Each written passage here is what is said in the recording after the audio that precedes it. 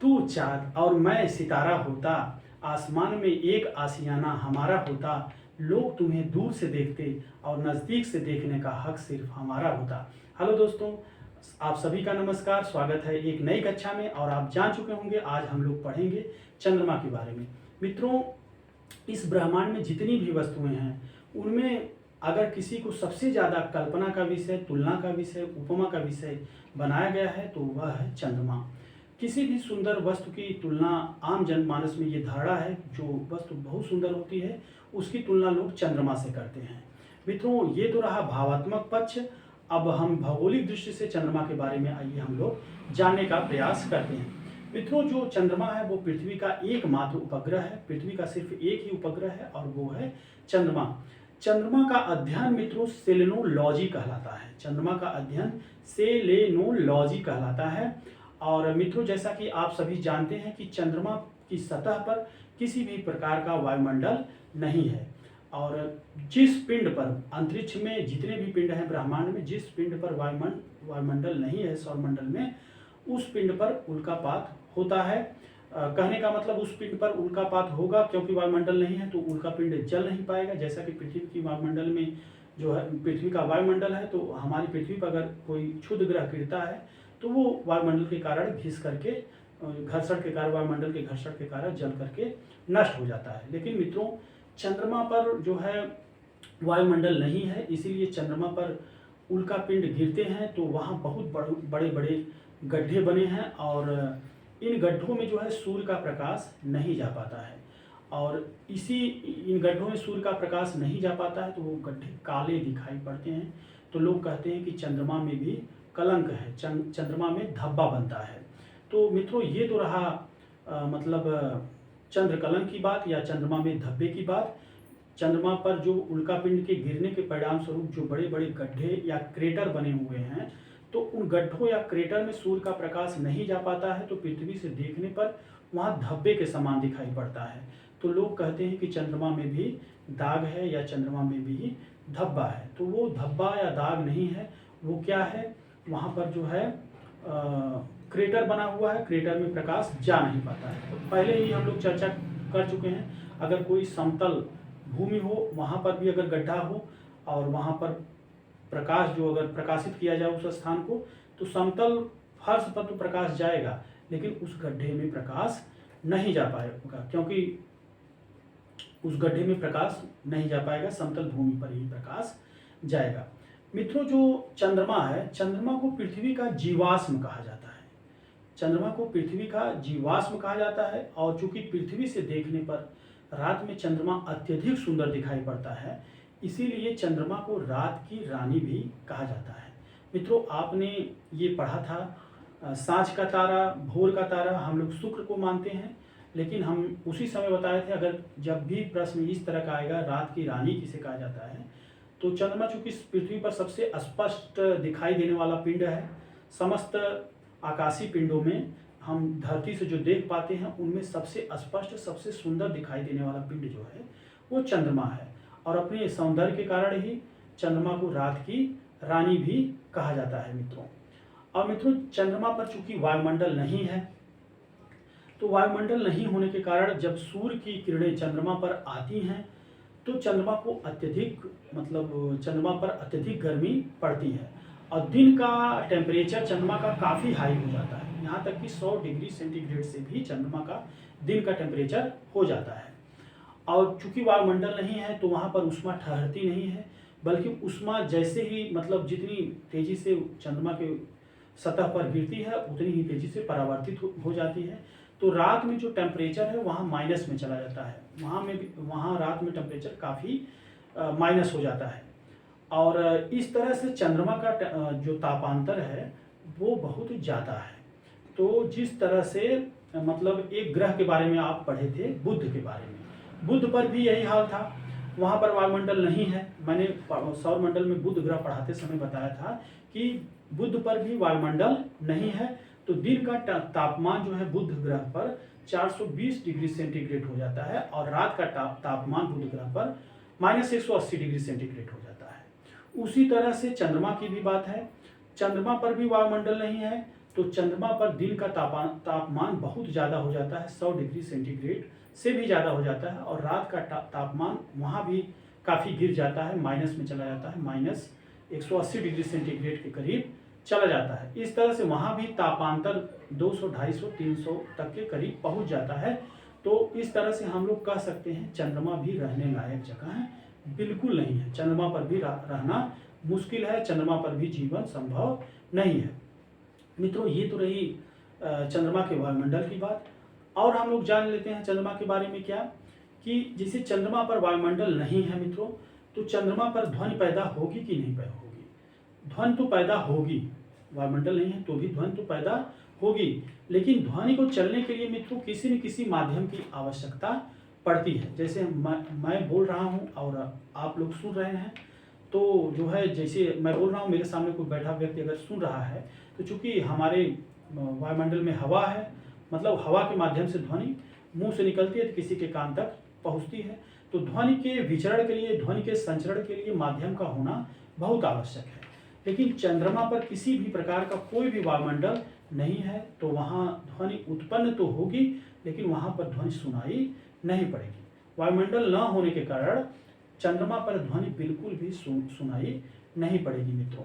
और मैंने बताया कि जिस तरह से बुध पर उल्कापिंड के गिरने से बहुत बड़े बड़े गड्ढे बने हैं, बुध ग्रह पर एक बहुत सबसे बड़ा गड्ढा है कैरोलिस बेसिन, उसी तरह से चंद्रमा पर भी वायुमंडल न होने के कारण उल्कापिंड उस पर गिरते रहते हैं, और उल्कापिंडों के गिरने के परिणाम स्वरूप चंद्रमा पर भी बहुत बड़े बड़े गड्ढे, जिनको मतलब क्रेटर कहा जाता है, उल्कापिंड से बने गड्ढों को क्रेटर कहा जाता है। तो चंद्रमा पर भी खूब सारे क्रेटर बने हुए हैं।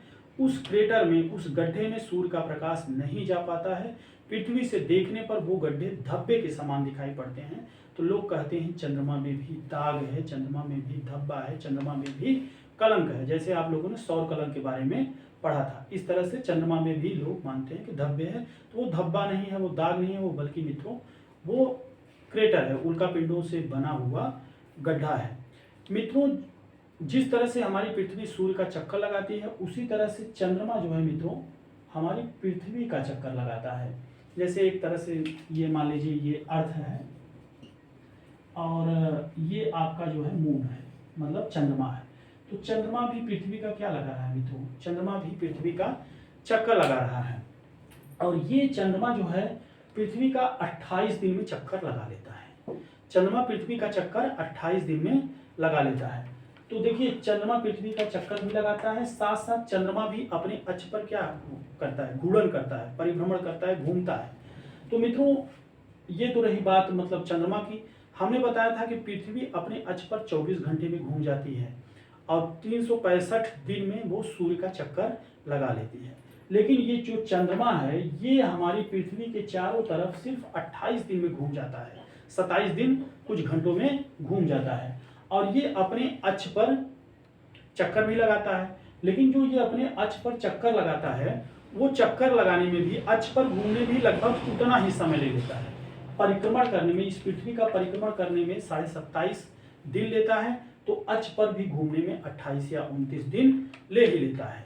तो चंद्रमा पर परिक्रमण समय और परिभ्रमण समय लगभग बराबर है मित्रों। तो पृथ्वी से जो भी कोई देखेगा चंद्रमा पर, तो हमेशा चंद्रमा का एक पार्ट ही देख पाएगा, चंद्रमा का एक हिस्सा ही देख पाएगा, और ये पीछे वाला हिस्सा चंद्रमा का वो देख नहीं पाएगा, क्योंकि चंद्रमा का परिक्रमण समय और परिभ्रमण समय एक ही है। तो जितने देर में ये पृथ्वी की परिक्रमा करेगी, उतनी देर में वो एक चक्कर घूम भी जाएगी। तो पृथ्वी से चंद्रमा हमेशा एक ही, चंद्रमा का हमेशा एक ही दिशा, मतलब एक ही भाग दिखाई पड़ेगा। जैसे मतलब कोई फुटबॉल हो, और फुटबॉल पर आप टार्च मारें तो आधा हिस्सा दिखाई पड़ेगा। तो कहने का मतलब है मित्रों, चंद्रमा का सिर्फ आधा ही हिस्सा पृथ्वी से दिखाई पड़ता है। आप कह सकते हैं चंद्रमा का लगभग 59% भाग पृथ्वी से दिखाई पड़ता है। चंद्रमा का सदैव एक ही किनारा पृथ्वी से दिखाई पड़ता है, उसका पिछला हिस्सा पृथ्वी से दिखाई नहीं पड़ता है, उसका फ्रंट भाग, सामने का भाग ही दिखाई पड़ता है मित्रों। तो चंद्रमा से पृथ्वी का जो भाग दिखाई देता है वो अधिकतम 59% होता है, और चंद्रमा से पृथ्वी का जो हिस्सा कभी नहीं दिखाई देता है उसको हम लोग शांति का सागर कहते हैं, सी ऑफ ट्रैंक्विलिटी कहते हैं, मतलब शांति का सागर कहते हैं। वो हमें कभी दिखाई नहीं देता है मित्रों। तो ये रही चंद्रमा के पृथ्वी के चंद्रमा के परिक्रमण और परिभ्रमण की बात मित्रों। तो देखिए, ये हमने चंद्रमा के वायुमंडल के बारे में बता दिया कि चंद्रमा जो है, चंद्रमा पर किसी भी प्रकार का कोई वायुमंडल नहीं है, इसलिए वहाँ न तो वहाँ ध्वनि उत्पन्न तो होगी, लेकिन वायुमंडल के अभाव में, माध्यम के अभाव में वहाँ पर ध्वनि सुनाई नहीं देगी मित्रों। और देखिए, जैसे ये चंद्रमा हमारी पृथ्वी से अत्यधिक नज़दीक है। आसमान में आप जब रात को छत पर सोते हैं तो आप बहुत सारे आकाशीय पिंडों को देखते हैं, बहुत सारे तारों को देखते हैं, तारामंडल को देखते हैं, नक्षत्रों को देखते हैं, कुछ ग्रहों को देखते हैं। और उन सारे पिंडों में सबसे बड़ा हमको कौन सा पिंड दिखाई देता है? चंद्रमा दिखाई देता है। उसका कारण क्या है मित्रों? चंद्रमा हमारी पृथ्वी से जितने भी आकाशीय पिंड हैं उन सभी आकाशीय पिंडों में सबसे नज़दीक है। यद्यपि चंद्रमा का आकार छोटा है, वो हमारे बुध ग्रह से भी छोटा उपग्रह है, जो कि चंद्रमा तो निश्चित है ग्रहों से छोटा ही होगा। चंद्रमा का आकार बहुत छोटा है, लेकिन फिर भी आकाश में, अंतरिक्ष में जब हम लोग छत पर सोते हैं तो अंतरिक्ष में जितने भी आकाशीय पिंड हम लोग अपनी आंख से देख सकते हैं, उन पिंडों में सबसे बड़ा चंद्रमा दिखाई देता है। तो इसका एकमात्र कारण ये है कि वो हमारी पृथ्वी से सबसे नज़दीक है मित्रों। चंद्रमा की पृथ्वी से दूरी 3,84,000 किलोमीटर है मित्रों। 3,84,000 समझ लेते हैं, 3,84,000 किलोमीटर है। देखिए मित्रों, ये दूरी बहुत बड़ी दूरी नहीं मानी जाएगी। खगोलीय पिंडों की दूरी के हिसाब से देखेंगे तो ये दूरी बहुत बड़ी दूरी नहीं मानी जाएगी। 3,84,000 की दूरी बहुत कम दूरी मानी जाएगी खगोलीय दूरी के हिसाब से, क्योंकि खगोलीय पिंडों के बीच की दूरी को हम लोग प्रकाश वर्ष में मापते हैं, खगोलीय इकाई में मापते हैं, तो वो बहुत ज़्यादा होता है। तो चूंकि चंद्रमा हमारी पृथ्वी से बहुत नज़दीक है, इसलिए समस्त पृथ्वी से जितने भी हम आकाशीय पिंडों को देख सकते हैं उन सभी पिंडों में सबसे बड़ा जो है हमारा चंद्रमा दिखाई देता है मित्रों। तो चंद्रमा हमारी पृथ्वी से 3,84,000 किलोमीटर है मित्रों। और आप सभी जानते हैं कि प्रकाश 1 सेकंड में 3 लाख की दूरी तय कर लेता है। 1 सेकंड में 3 लाख की दूरी तय कर लेता है। तो चंद्रमा से धरती पर प्रकाश आने में कितना समय लगेगा मित्रों? 3 लाख इसमें है, तो 3 लाख की दूरी तो प्रकाश जो है 1 सेकंड में तय कर लेगा, और बचा 84,000, इसको भी निकालेंगे तो करीब करीब 1.3 सेकंड लगते हैं। चंद्रमा से धरती पर प्रकाश आने में 1.3 सेकंड लगता है मित्रों। ये तो रही दूरी की बात, चंद्रमा की दूरी की बात। अब आइए और कुछ चंद्रमा के बारे में और कुछ तथ्यों के बारे में जान लेते हैं मित्रों। देखिए, चंद्रमा भी पृथ्वी का चक्कर दीर्घवृत्ताकार में, दीर्घवृत्त में लगा रही है। और चंद्रमा की दूरी पृथ्वी से हर जगह बराबर नहीं है, लगभग बराबर है लेकिन हर जगह बराबर नहीं है मित्रों। हमने जो सूर्य और धरती के बारे में, हम पृथ्वी के बारे में पढ़ा रहे थे मित्रों, तो हमने चर्चा की थी कि धरती पर अपसौर और उपसौर होता है। अपसौर में हमारी पृथ्वी सूर्य से दूर चली जाती है और उपसौर में हमारी पृथ्वी सूर्य से नज़दीक चली जाती है। तो यही बात, ठीक यही चीज हमारी चंद्रमा पर भी लागू होता है। चंद्रमा सूर्य का चक्कर नहीं लगा करके पृथ्वी का चक्कर लगा रहा है। तो एक स्थिति ऐसा आता है कि जब चंद्रमा पृथ्वी के सबसे नजदीक होता है और जब चंद्रमा पृथ्वी के सबसे दूर होता है मित्रों। तो आइए इस सिचुएशन को भी हम लोग समझ लेते हैं। देखिए मित्रों, जब ये चंद्रमा पृथ्वी के सबसे दूरी पर होता है, पृथ्वी से सबसे दूर होता है, तो इस स्थिति को हम लोग कहते हैं अपभू। उसमें क्या था बताइए आप लोग? अपसौर था। इस स्थिति को कहते हैं अपभू। और चंद्रमा जब हमारी पृथ्वी से न्यूनतम दूरी पर होती है तो इस स्थिति को कहते हैं उपभू। अपभू, उपभू। इसे अंग्रेजी में क्या कहेंगे? अपभू को एपीग्यू कहेंगे। यहां भी ए लगा, ए मतलब ए ग्रेड, ए ग्रेड है तो दूरी क्या होगी, ज़्यादा होगी। और इसको क्या कहेंगे, पेरिग्यू, पेरिग्यू, एपिग्यू और पेरिग्यू। तो अपभू उपभू, जिस तरह से वहाँ होता था अपसौर उपसौर, उसी तरह से चंद्रमा भी पृथ्वी पर दीर्घवृत्त में चक्कर लगा रही है, दीर्घवृत्ताकार मार्ग पर चक्कर लगा रही है पश्चिम से पूर्व की दिशा में। तो चंद्रमा भी चक्कर लगाते समय कभी कभी पृथ्वी के एकदम नजदीक आ जाती है। तो ऐसी स्थिति में क्या बनता है मित्रों, उपभू। जब पृथ्वी और चंद्रमा के बीच की दूरी न्यूनतम होती है, सबसे कम होती है, तो उसको हम लोग कहते हैं उपभू। और जब पृथ्वी और चंद्रमा के बीच की दूरी अधिकतम होती है मित्रों, तो उसको हम लोग कहते हैं अपभू। और दूसरी बात मित्रों, दूसरी बात यह है कि अपसौर उपसौर की तिथियां निर्धारित हैं मित्रों। जैसे अपसौर आपका पड़ता है 4 जुलाई को, उपसौर पड़ता है आपका 3 जनवरी को। लेकिन मित्रों उपभू और अपभू की तिथियां निर्धारित नहीं है। उसका भी कारण, उसके कारण पर भी हम लोग चर्चा कर लेते हैं। ऐसा क्यों मित्रों, ऐसा मित्रों इसलिए कि जो हमारा कैलेंडर है, जो हमारा कैलेंडर है वो सूर्य की गति पर आधारित है। और चंद्रमा की गति पर जो कैलेंडर आधारित होते हैं वो सौर कैलेंडर से डिफर होते हैं, अलग होते हैं, उससे टैली नहीं करते हैं। तो हमारा कैलेंडर सौर कैलेंडर है, मतलब सूर्य की गति पर आधारित है, इसीलिए उपभू और अपभू की कोई निश्चित तिथियां नहीं है। लेकिन ये है कि साल में जब भी कैलेंडर बनता है तो पहले से ही वहाँ पर मतलब लोग गणना कर लेते हैं कि अपभू कब पड़ेगा, उपभू कब पड़ेगा। मतलब हर साल अलग अलग तिथियों पर पड़ता है, क्योंकि हमारा कैलेंडर सौर कैलेंडर पर आधारित है, वो चंद्र कैलेंडर पर आधारित नहीं है।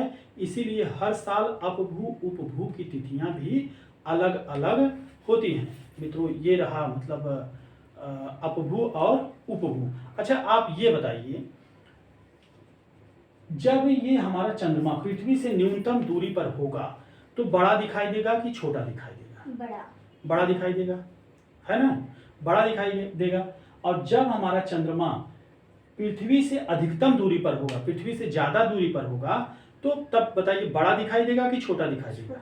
तब निश्चित रूप से छोटा दिखाई देगा।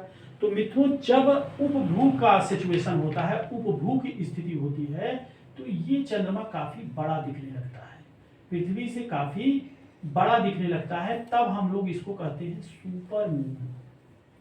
सुपर चंद्रमा अपने सामान्य आकार से बहुत बड़ा दिखने लगता है। कब? उपभू की स्थिति में बहुत बड़ा दिखने लगता है, उसको हम लोग क्या कहते हैं? सुपर मून कहते हैं। और देखिए जिस तरह से हमने बताया था, अगर सूर्य पर कोई उपग्रह छोड़ा जाना है तो हम लोग उपसौर की स्थिति में छोड़ेंगे, क्योंकि उस समय पृथ्वी से सूर्य न्यूनतम दूरी पर होगा। इसी तरह अगर हमको चंद्रमा पर कोई उपग्रह छोड़ना हो तो हम लोग कब छोड़ेंगे? अब अपभू की स्थिति में कि उपभू की स्थिति में? उपभू की स्थिति में छोड़ेंगे। उसका कारण क्या है कि ये हमारी पृथ्वी से न्यूनतम दूरी पर रहेगा, इसीलिए हम लोग उपभू की स्थिति में चंद्रमा को छोड़ते हैं। और उपभू की स्थिति में चंद्रमा बहुत अपने सामान्य आकार से बहुत बड़ा दिखाई देने लगता है, इसीलिए हम उसको मून न कह करके उस समय कहेंगे सुपर मून। मतलब बहुत बड़ा चंद्रमा उदित हुआ है, उसको सुपर मून लोग कहते हैं। तो इस सुपर मून की स्थिति में भी हम लोग चंद्रमा के सिर्फ एक तरफ का हिस्सा देख पाते हैं, और वो अधिकतम होता है 59%, 59%, मतलब 59%। उपभू की स्थिति में भी चंद्रमा का जो सबसे अधिकतम भाग देखा जा सकता है वो सिर्फ 59% तक ही देखा जा सकता है। मतलब हम 41% हिस्सा उसका कभी धरती से देख नहीं पाते हैं। चंद्रमा का सिर्फ फ्रंट हिस्सा देखते हैं और पिछला हिस्सा हम लोग देख नहीं पाते। जिस हिस्से को हम लोग देख नहीं पाते उसको क्या कहते हैं बताइए? चंद्रमा के जिस हिस्से को हम लोग देख नहीं पाते हैं उसको क्या कहते हैं? शांति का सागर। उसे क्या कहते हैं? शांति का सागर। तो मित्रों ये रही बात चंद्रमा की। अब आगे हम लोग चंद्रमा के कलाओं के बारे में बात कर लेते हैं। चंद्रमा की कलाओं के बारे में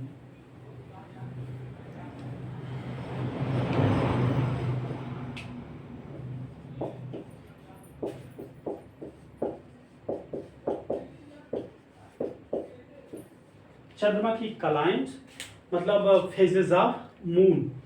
मित्रों, आपने एक बहुत ही रामधारी सिंह दिनकर की कविता है, आपने जरूर सुना होगा। हट कर बैठा चांद एक दिन, माता से यह बोला, सिलवा दो माँ मुझे ऊन का मोटा एक झिमोला। आपने ये कविता जरूर सुनी होगी।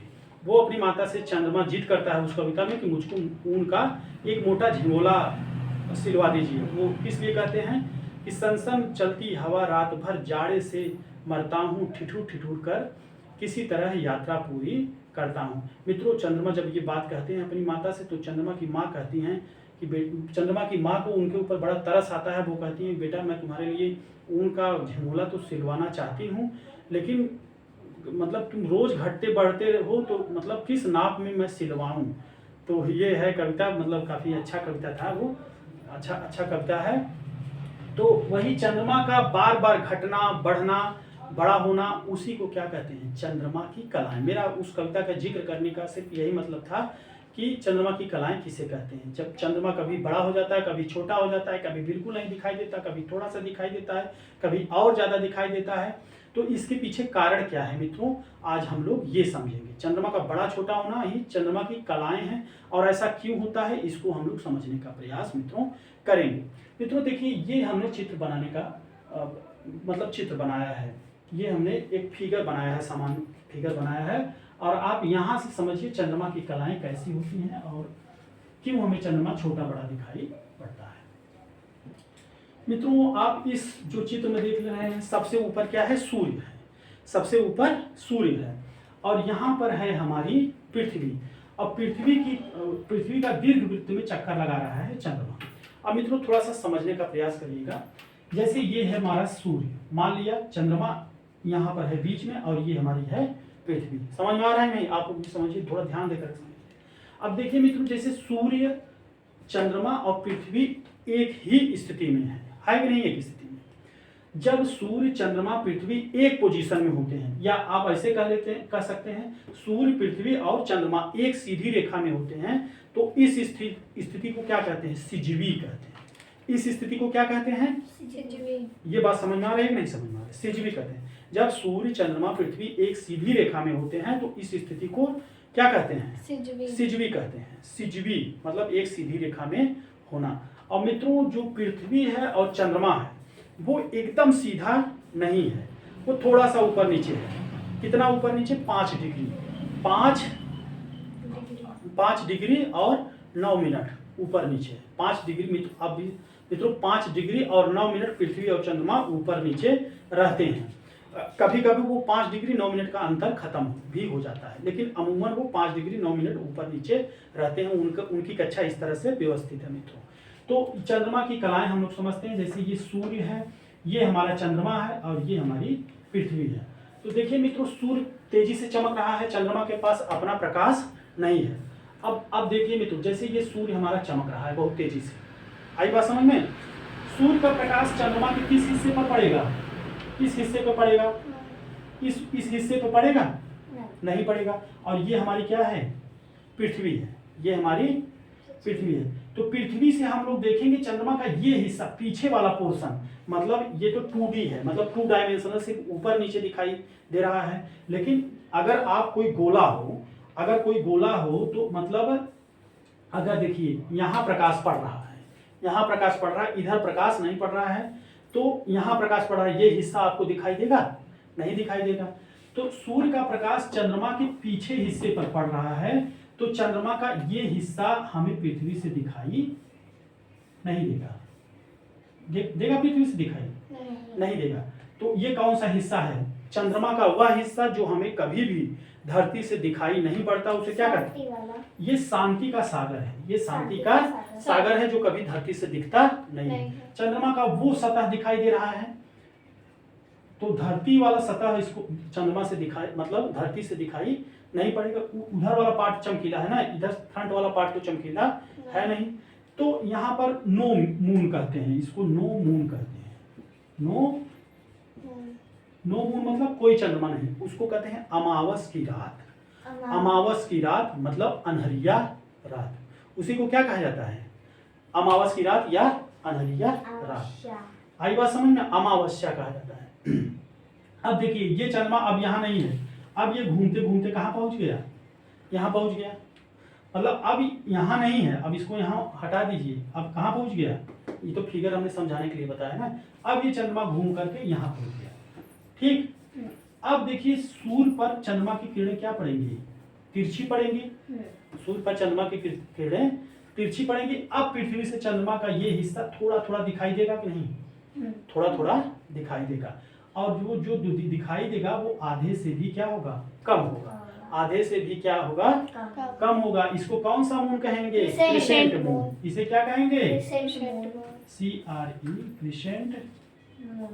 Crescent moon. मतलब ये थोड़ा सा मूंछ से कुछ मूंछ की तरह दिखाई देगा ना, इसको क्या कहेंगे, क्रिसेंट मून कहेंगे। थोड़ा सा हिस्सा अब दिखाई देने लगेगा। अब देखिए मित्रों, अब ये चंद्रमा यहाँ से गति करके यहाँ आ जाएगी, तो सूर्य की किरणें चंद्रमा के और अधिक हिस्से पर पड़ेंगी। तब पृथ्वी से चंद्रमा आधा दिखाई देने लगता है। जब सूर्य, पृथ्वी और चंद्रमा के बीच ऐसे अगर हमको मतलब रेखा खींचेंगे तो 90 अंश का कोण बनेगा, बनेगा कि नहीं, 90 डिग्री का कोण बनेगा। जब सूर्य, पृथ्वी और चंद्रमा से 90 डिग्री का कोण बनता है तब चंद्रमा हमें आधा दिखाई पड़ता है, और इसको हम लोग क्या कहेंगे, हाफ मून कहेंगे। अब चंद्रमा यहाँ से घूम करके यहाँ पर पहुंच जाएगा और यहाँ सूर्य की किरणें और भी ज्यादा हिस्सों पर पड़ने लगेंगी। तब चंद्रमा आधे से भी ज्यादा बड़ा दिखाई देने लगेगा। तब चंद्रमा आधे से भी बड़ा ज्यादा दिखाई देने लगेगा, और इसको हम लोग क्या कहेंगे, गिब्बस मून कहेंगे। क्या कहेंगे, गिब्बस मून। अब देखिए मित्रों, अब ये चंद्रमा यहाँ से घूम करके यहाँ पर दिखाई पड़ने लगेगा। आपके मन में एक बात आ सकती है, वो बात क्या आएगी कि सूर्य की किरणें चंद्रमा पर आ रही हैं तो बीच में धरती है, ये पृथ्वी क्या करेगा, रोक लेगा ना चंद्रमा सूर्य की किरण को, चंद्रमा पर पड़ने नहीं देगा। हमने क्या बताया, पृथ्वी और चंद्रमा के बीच 5 डिग्री 9 मिनट वो क्या है, ऊपर नीचे हैं। तब देखिए उसी 5 डिग्री 9 मिनट से हो करके सूर्य की किरणें चंद्रमा पर पड़ेंगी और पूरा पड़ेंगी, मतलब चंद्रमा के 59% भाग पर पड़ेंगी, और इस स्थिति में हमें चंद्रमा पूरा दिखाई देने लगेगा। और उसको हम लोग क्या कहते हैं बच्चों, फुल मून। हाँ, उसको हम लोग कहते हैं फुल मून। जब चंद्रमा हमें थोड़ा सा दिखाई दिया उसको हमने कहा क्रिसेंट मून। जब चंद्रमा हमें आधा दिखाई देने लगा तो हमने उसको कहा हाफ मून, और चंद्रमा जब आधे से भी ज्यादा दिखाई देने लगा तो हमने उसको क्या कहा, गिब्बस मून। और जब चंद्रमा पूरा दिखाई देने लगा यहाँ पर तो हमने इसको क्या कहा, फुल मून कहा। तो ये रही चंद्रमा की गतियां। अब देखिए यहाँ अंधेरिया रात थी, मतलब अमावस्या था। अब यहाँ पर चंद्रमा पूरी तरह से दिखाई देने लगा तो फुल मून को हम लोग मित्रों कहते हैं पूर्णिमा। फुल मून को हम क्या कहते हैं, पूर्णिमा कहते हैं। अब देखिए फिर अब यहाँ पर चंद्रमा पूरा दिखाई देने लगा और फिर ये चंद्रमा यहाँ से घटना शुरू हो जाएगा। अब चंद्रमा यहाँ पर पहुंचेगा मित्रों तो फिर सूर्य की किरणें चंद्रमा के मतलब अधिकांश तिरछा पड़ेंगे और हमें चंद्रमा का आधे से ज्यादा हिस्सा दिखाई पड़ेगा, तो ये क्या बन जाएगा, गिब्बस मून। फिर जब यहाँ पर ये चंद्रमा पहुंचेगा तो सूर्य की किरणें और कम पड़ना शुरू हो जाएंगी, और ये फिर भी किस अंश का कोण बन रहा है, 90 अंश का कोण।